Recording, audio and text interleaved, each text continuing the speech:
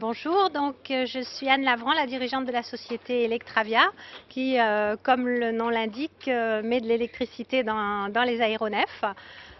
Nous avons été parmi les premiers à faire voler des petits avions motorisés avec des petits ULM et des paramoteurs équipés de moteurs électriques. Et nous avons développé toute la gamme, toute la chaîne électrique en fait, qui va depuis l'hélice jusqu'aux batteries.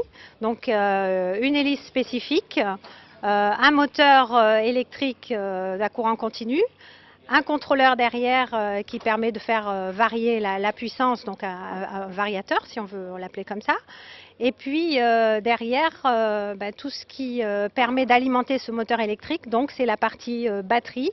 Et la partie batterie, c'est sur des éléments donc, de la société Kokam, le leader mondial des batteries lithium polymère, sur lequel nous avons développé une électronique de surveillance de ces éléments et qui permet d'avoir un ensemble complètement fiable et qui permet d'avoir des autonomies qui deviennent maintenant respectables.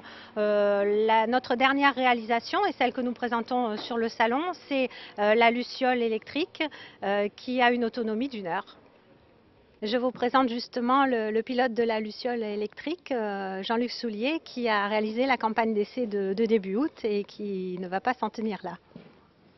Bonjour, je suis Jean-Luc Soulier, je suis le dirigeant de la société LSA, qui est une société de recherche et développement spécialisée dans les cahiers de charges et les essais d'aéronefs à propulsion électrique. Nous avons choisi Electravia comme partenaire pour notre motorisation.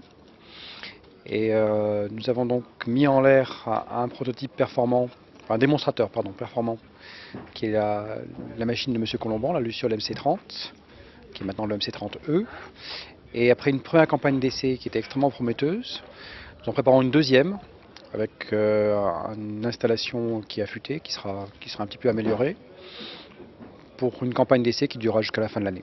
Alors, ce qu'il faut quand même au départ exposer, c'est le fait que dans certaines parties de travail, nous avons une démarche qui est volontairement une démarche de recherche et de développement, donc pas forcément d'utilisation.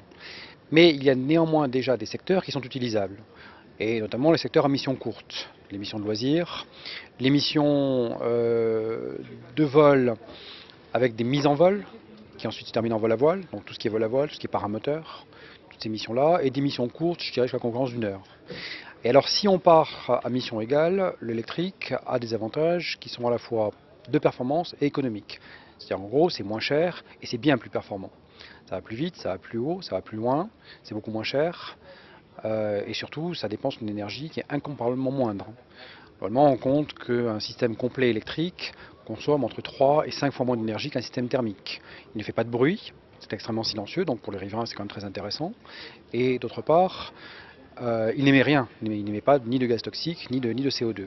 Ce qui sont aussi quand même des choses intéressantes en un temps où on commence à s'inquiéter des émissions de gaz toxique et de CO2.